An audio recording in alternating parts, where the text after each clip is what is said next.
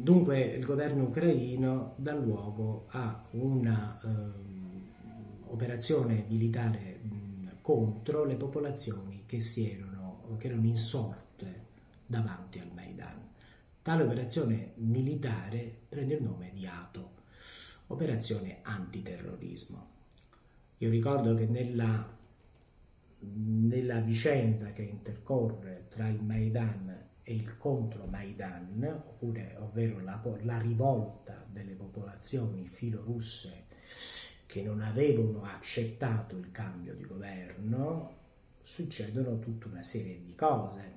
Il 2 maggio del 2015, ad esempio, dei filorussi vengono bruciati vivi nella città di Odessa. E ancora abbiamo la vicenda della Crimea. È interessante questo.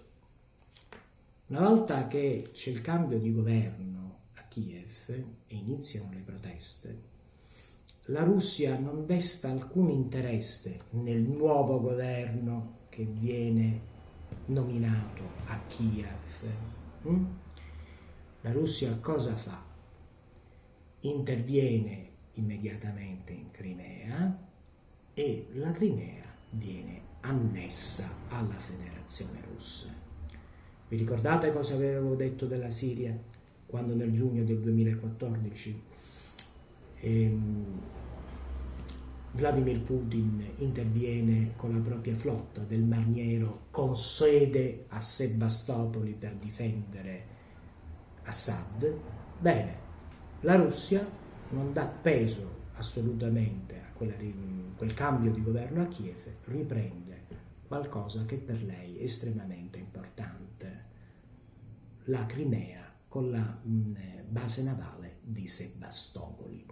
In fondo, dal punto di vista politico, perché io vi ho detto è interessante vedere i fatti militari come trasformazione nella realtà di questioni politiche retrostanti. Evidentemente l'oggetto del contendere tra l'Occidente e la Russia era proprio la Crimea e il porto di Sebastopoli, porto dal quale partivano e partiranno successivamente gli aiuti militari al governo di Assad e anche la difesa e la protezione di Assad in Siria. Quindi Vladimir Putin interviene come primo obiettivo con una sola idea, la Crimea. Le vicende militari del NATO proseguono in uno scontro tra il regime di Kiev e di chi non amava il regime di Kiev. Nel lontano maggio del 2014, diciamo che indirettamente la Russia interviene in maniera più forte ad aiutare i filorussi e poi si arriva ad una cosa molto strana che contraddice quello che abbiamo sentito nei giornali, detto dai commentatori, che Vladimir Putin voleva invadere l'Ucraina, aveva sempre voluto invadere l'Ucraina, Vladimir Putin aveva interesse a sterminare gli ucraini, non sappiamo esattamente quale interesse viene paventato. In realtà, a un certo punto, la Russia cerca di arrivare a degli accordi col governo di Kiev, gli accordi di Minsk 1, ma soprattutto gli accordi di Minsk 2, in cui personalmente interviene Vladimir Putin con Poroshenko e vengono siglati degli accordi, una specie di armistizio per l'Ucraina orientale. È interessante non tanto analizzare gli accordi di Minsk 2, è interessante vedere un'altra cosa. Una volta ottenuto un accordo sull'Ucraina, Vladimir Putin interviene immediatamente in Siria. Il governo siriano chiede l'aiuto alla Federazione Russa contro gli estremisti sunniti che dilagavano in tutto il paese e la Russia interviene. L'intervento della Russia in Siria è motivato da due ragioni. Uno, quello che avevamo detto prima. La Russia che cos'è? È la commistione e la fusione di popolazioni slavo-germaniche e di popolazioni asiatiche, per lo più medio orientali. Quindi interesse per Vladimir Putin era di intervenire in Siria, prima di tutto, per massacrare gli estremisti sunniti, molti dei quali d'origine che provenivano dalla stessa Federazione Russa.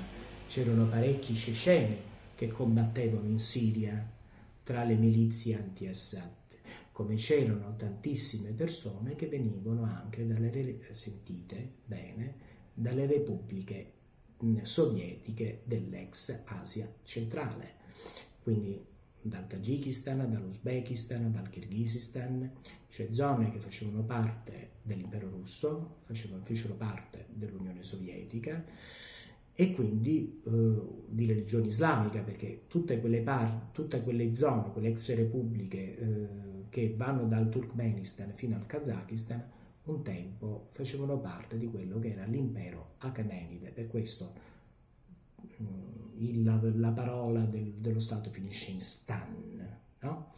Basta andare in Tagikistan per rendersene conto, non solo conoscere delle persone del luogo, ma andare nella capitale, Doshanbe. Doshanbe in persiano significa lunedì.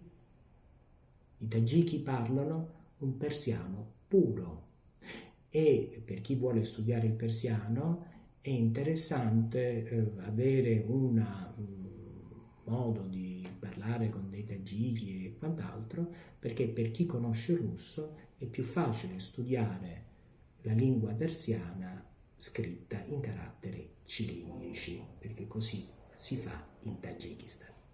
Quindi Vladimir Putin interviene in Siria, prima di tutto per massacrare gli estremisti sunniti, come lui dichiara, perché essi, una volta acquisito il piacere del sangue, potrebbero ritornare nei luoghi di origine ed iniziare una guerra